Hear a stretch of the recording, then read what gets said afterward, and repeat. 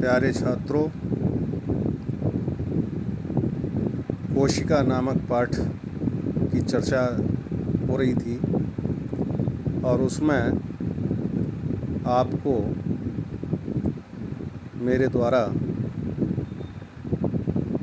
कल लवक के विषय में बताया गया था और ये बात बताई गई कि लवक वास्तव में 3 प्रकार के हैं। अवर्णी लवक, ल्यूकोप्लास्ट, दूसरे क्लोरोप्लास्ट और तीसरे क्रोमोप्लास्ट या वर्णी लवक। और ये कहा कि ये लवक एक दूसरे में परिवर्तित होते रहते हैं। मतलब यदि प्रश्न ये आता है कि हरे टमाटर लाल क्यों हो जाते हैं या हरी मिर्च लाल क्यों हो जाती है, तो आपको उत्तर देना है कि चूँकि कल मैंने जैसा बताया था कि क्लोरोप्लास्ट के कारण हरा रंग होता है और अन्य रंग लाल, नारंगी, ये रंग क्रोमोप्लास्ट के कारण होते हैं, तो आप उत्तर देंगे कि क्लोरोप्लास्ट क्रोमोप्लास्ट में बदल जाते हैं। आज बात करते हैं अगली अंगक की, और वो अंगक है राइबोसोम। पैलेडे नाम के वैज्ञानिक ने राइबोसोम की खोज की और उसने इलेक्ट्रॉन सूक्ष्मदर्शी में एक सघन कणिकामय संरचना देखी जिसे उसने राइबोसोम नाम दिया। इस कार्य के लिए पैलेडे को नोबेल पुरस्कार से सम्मानित किया गया। ये जो राइबोसोम है, इसमें आरएनए और राइबोसोमल प्रोटीन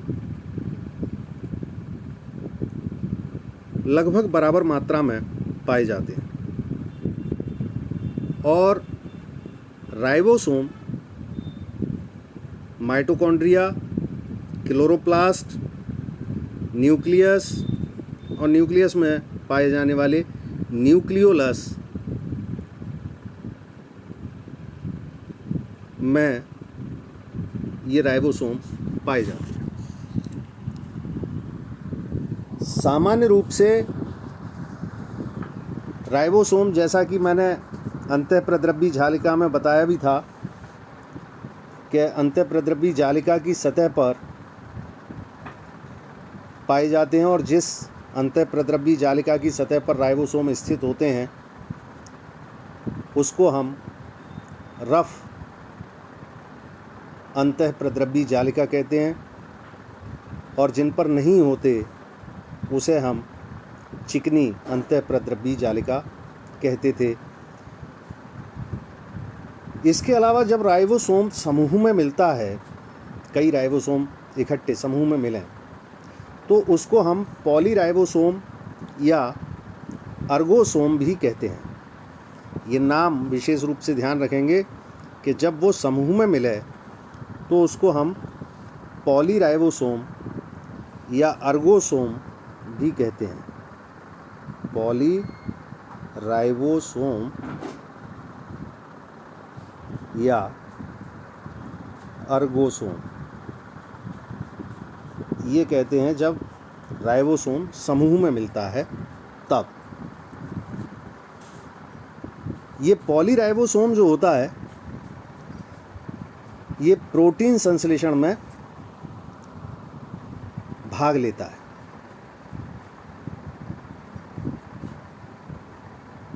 मैसेंजर आरएनए के सहयोग से ये राइबोसोम प्रोटीन संश्लेषण में भाग लेते हैं।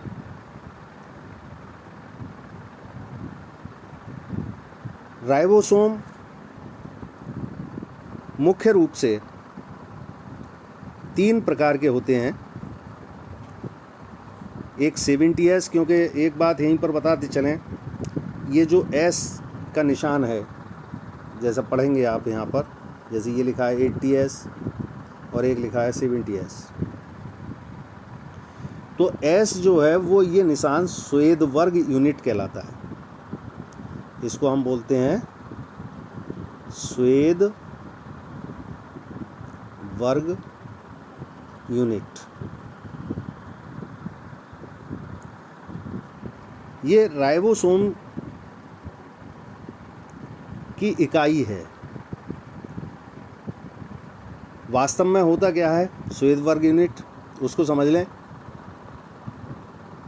ये अवसादन गुणांक है जिस पर जब एक अल्ट्रा सेंट्रीफ्यूज नाम की मशीन होती है जिसमें अपकेंद्र बल होता है, जब हम किसी चीज़ को रख कर के घुमाते हैं तो केंद्र की ओर कण इकट्ठे हो जाते हैं। यही सिद्धांत आपने घरों में देखा होगा कि जब हम दही को रई से बिलोते हैं, मानी घुमाते हैं, उसे रई रख कर के दही को घुमाते हैं, तो जो क्रीम के पार्टिकल्स हैं वो अपकेंद्र बल के कारण, क्योंकि केंद्र की तरफ उन पर एक बल लगता है और वो बल स्यूडो फोर्स होता है, फाल्स फोर्स होता है, झूठा बल है, कूट बल है, जो केंद्र की ओर कण महसूस करते हैं और वो केंद्र की ओर इकट्ठे हो जाते हैं। तो क्रीम देखी होगी आपने, नैनी जो है वो उसमें केंद्र में इकट्ठी होकर के निकल आती है। दी सेम वैसे ही यहाँ पर कि जब हम एक मशीन होती है, उस मशीन के अंदर इनको रख कर के घुमाते हैं, कोशिका के द्रव्य को रख कर के जब घुमाते हैं तो उसमें जो मशीन का चक्कर हैं उसको हमने S में, स्वेद वर्ग यूनिट में मेज़र करते हैं उसको। तो जो 70S पर जो राइबोसोम पृथक होता है उसे हम 70S प्रकार का राइबोसोम कहते हैं, और जो राइबोसोम 80 स्वेद वर्ग यूनिट पर इकट्ठा होता है उसे हम 80S टाइप ऑफ राइबोसोम कहते हैं। यूकैरियोटिक कोशिकाओं में विशेष रूप से 80S प्रकार का राइबोसोम पाया जाता है, जबकि प्रोकैरियोटिक कोशिकाओं में 70S प्रकार का राइबोसोम होता है। अच्छा, अब ये एक बात और कि ये दोनों प्रकार के राइबोसोम 2 इकाइयों से मिलकर बने होते हैं। इसमें 70S राइबोसोम की भी 2 इकाइयाँ होती हैं, जैसे यहाँ पर ये दिखाया है, ये राइबोसोम की संरचना दिखाई है, इसमें 2 इकाई दिखाई हैं आपको। एक ये छोटी इकाई है, दिखाई दे रही होगी आपको, ग्रीन कलर से मैं और दिखा दूं, ये एक इकाई ये दिखाई दे रही है, और दूसरी इकाई आप ब्लू कलर से देखें कि ये दिखाई दे रही है। तो ये दोनों इकाइयाँ, जो एक बड़ी इकाई है, यहाँ लिखा भी हुआ है, देखें ये लिखा हुआ है बड़ी इकाई, ये नीले से कलर की है, एक छोटी इकाई है। तो ये 2 जो इकाइयाँ हैं, ये अगर 70S टाइप के राइबोसोम में देखें तो छोटा हिस्सा 30S होता है और बड़ा हिस्सा 50S होता है। ये ऐसा नहीं है कि 30 और 50 80 हो गई तो 80S हो जाएगा, बल्कि ये एक डेफिनेट है कि एक हिस्सा 70S राइबोसोम को भी अगर हम उस मशीन में अल्ट्रा सेंट्रीफ्यूज में रख कर के घुमाएं तो ऐसी कंडीशन में 70S राइबोसोम का एक हिस्सा 30 स्वेद वर्ग यूनिट पर इकट्ठा हो जाता है, जो आकार में छोटा होता है, और एक हिस्सा जो आकार में बड़ा होता है वो 50S पर इकट्ठा होता है। ये 70S राइबोसोम के 2 हिस्से हैं। ठीक इसी प्रकार से जो 80S टाइप का राइबोसोम है उसमें भी 2 हिस्से होते हैं। एक छोटा हिस्सा जिसको हमने 40S पर वो इकट्ठा होता है, इसलिए 40S कहा है, और एक बड़ा हिस्सा जो 60S पर इकट्ठा होता है उसको हमने 60S कहा है। तो इस प्रकार से ये विशेष बात ध्यान रखनी है कि यूकैरियोटिक कोशिकाओं में 80S प्रकार का राइबोसोम और प्रोकैरियोटिक कोशिकाओं में 70S प्रकार का राइबोसोम पाया जाता है, और प्रत्येक राइबोसोम में 2 उप इकाइयों से मिलकर के वो बना होता है। एक इकाई बड़ी होती है और एक इकाई छोटी होती है। 70S प्रकार के में छोटी इकाई 30S और बड़ी इकाई 50S होती है, जबकि 80S प्रकार के राइबोसोम में छोटी इकाई 40S और बड़ी इकाई 60S होती है। इसके अलावा इसमें एक 60S और 77S 77S टाइप के राइबोसोम का भी लेविन और गुडेनफ ने अध्ययन किया, और उन्होंने बताया कि जंतुओं के माइटोकॉन्ड्रिया में 60S टाइप का राइबोसोम और जो फंजाई होते हैं, फंजाई के माइटोकॉन्ड्रिया में 77S टाइप का राइबोसोम पाया जाता है। तो ये बात थी राइबोसोम के बारे में। अब अगली चीज़ की बात करते हैं, जिसको हमने साइटोपंजर या साइटोस्केलेटन कहा है।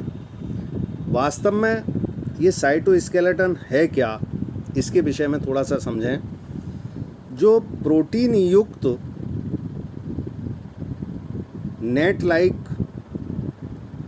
फिलामेंटस स्ट्रक्चर साइटोप्लाज्म के अंदर मिलता है, उसको हम साइटोस्केलेटन कहते हैं। कोशिका में मिलने वाला ये साइटोस्केलेटन बहुत सारे कार्य करता है। पहली बात तो ये कोशिका को यांत्रिक सहायता देता है। दूसरी बात, कोशिका के आकार और कोशिका की गति बनाए रखने में उपयोगी होता है। अब अगली चीज़ है इसमें पक्षमाव और कशाभिका। पक्षमाव को हम सीलिया कहते हैं और कशाभिका को फ्लैजेला कहते हैं। ये पक्षमाभिका अगर कहें, पक्षमाव ना कह करके हम कहें पक्षमाभिका, तो इसका एक वचन होता है पक्षमाव, यानी कई पक्षमावों को हम बोलेंगे पक्षमाभिकाएं। तो ये रोम जैसी संरचनाएं हैं, आउटग्रोथ हैं, जो कोशिका झिल्ली पर मिलती हैं। सीलिया इनको जिनको बोल रहे हैं हम। सामान्य रूप से ये कोशिका द्रव्य में जो जीव द्रव्य कला है उसके नीचे एक बेसल बॉडी या बेसल ग्रेन्यूल से ये निकलते हैं, सीलिया, और चप्पू की तरह से काम करते हैं। इसका मुख्य कार्य कोशिका को गति प्रदान करना होता है। परिसंचरण की क्रिया, सुरक्षा और भोजन ग्रहण करने की क्रिया इनके द्वारा होती है। ज़्यादातर जो सीलिया हैं वो जंतुओं में दिखाई देते हैं, और कुछ जंतुओं में तो ये भोजन पकड़ने का भी काम करते हैं, और ये एक तरीके से सेंसरी ऑर्गन है। एक रिदम में ये गति करते रहते हैं। अब बात आती है कशाभिका की। कशाभिका एक वचन है, फ्लैजेला एक वचन, और फ्लैजेलम बहुवचन है, कशाभिकाएं बहुवचन है। कशाभिका क्या है? बड़ी आकार की कोशिका झिल्ली पर जो पाई जाने वाली आउटग्रोथ है उसको हम फ्लैजेला कहते हैं। फ्लैजेला का मतलब होता है small whip, WHIP, small whip means flagella. तो ये फ्लैजेला कोशिका झिल्ली पर मिलने वाली आउटग्रोथ है। दी सेम, वैसे ही जैसे सीलिया भी कोशिका झिल्ली पर मिलने वाली आउटग्रोथ थी, लेकिन कशाभिका में जो संरचनात्मक रूप से अगर देखें तो इनकी लंबाई सीलिया की अपेक्षा कुछ ज़्यादा होती है। और अगर हम विशेष रूप से इनकी दोनों की संरचना में अंतर देखें तो जो बेसल बॉडी है इसकी आकृति और रचना सेंट्रियोल की तरह होती है। बेसल बॉडी अगर ज़्यादा डिटेल में देखें तो 9 तंतुओं की बनी होती है, जिसमें 3 माइक्रोफिलामेंट भी संबद्ध होते हैं। दूसरा हिस्सा इसका एक होता है शैफ्ट। शैफ्ट की लंबाई आपको जैसा मैंने बताया था कि पक्षमाभिका, जिसको हमने सीलिया कहा था, सीलिया में कम होती है शैफ्ट की लंबाई, जबकि फ्लैजेला में ज़्यादा होती है। और इसके अंदर भी 9 सूक्ष्म नलिकाएं लगी रहती हैं। इसे एक्सोनीमा कहते हैं और मैट्रिक्स में एक्सिनोमा धसे रहते हैं, जिसके चारों ओर कोशिका कला पाई जाती है।